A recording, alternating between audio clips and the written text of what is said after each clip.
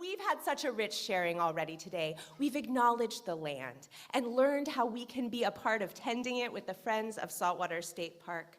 We've acknowledged laborers, the folks that built and build this nation. So many of you, of us, have worked so hard all our lives, and I acknowledge you and your labor. And in honor of Beltane and May Day, I want to make one more acknowledgement. I want to acknowledge the power of the erotic with the words of self-described Black lesbian feminist socialist mother warrior poet Audre Lourde in her 1978 essay, Uses of the Erotic as Power. Quote, "The erotic is a measure between the beginning of our sense of self and the chaos of our strongest feelings. It is an internal sense of satisfaction to which, once we have experienced it, we know we can aspire.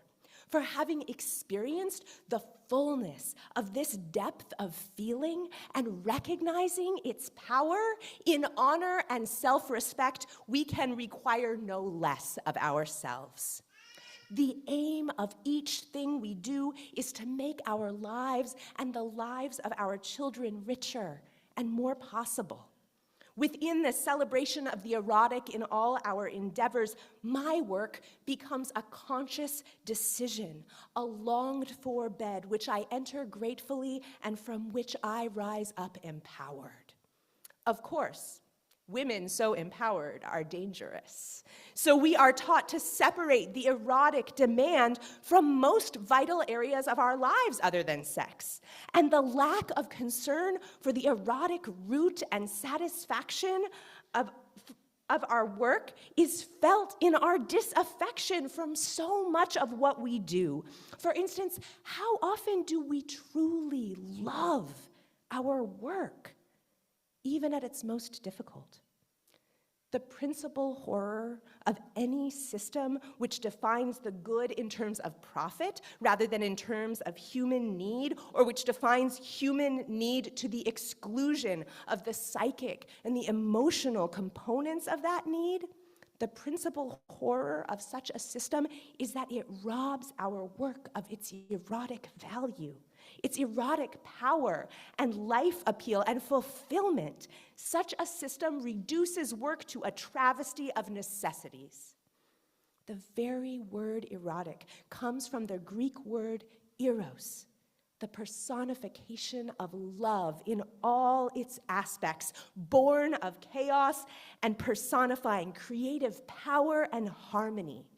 When I speak of the erotic, then, I speak of it as an assertion of the life force of women, of that creative energy empowered, the knowledge and use of which we are now reclaiming in our language, our history, our dancing, our loving, our work, and our lives." End quote. At Beltane, the erotic is everywhere. Flowers are advertising to literally the birds and the bees, "Come carry my gametes to my lover." And that's how we get apples. The creative life force is bursting from the earth, and it is not only in the earth, because we are the earth knowing itself. We are the earth loving. The erotic life force of the earth is also in our work, in our imagination, in all our love in its many forms.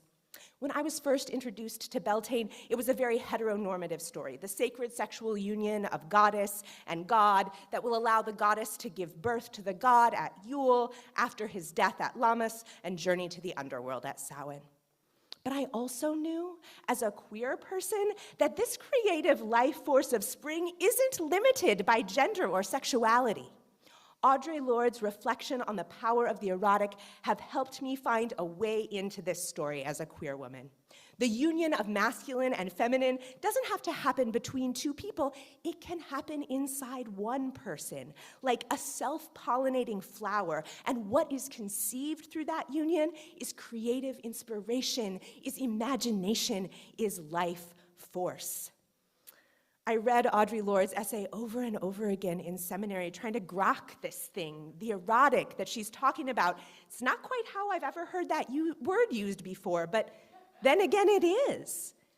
On Beltane, though, I realize that I don't need to think so hard to figure it out because I feel it. Spring fever. The life force is rising up in me, calling me to make art and love, to dance, to take the amazing colors and scents of the flowers into my being. Never forget, my friends, that it is the erotic that creates the burgeoning, the fecundity, the leafing and flowering and fruiting of high spring.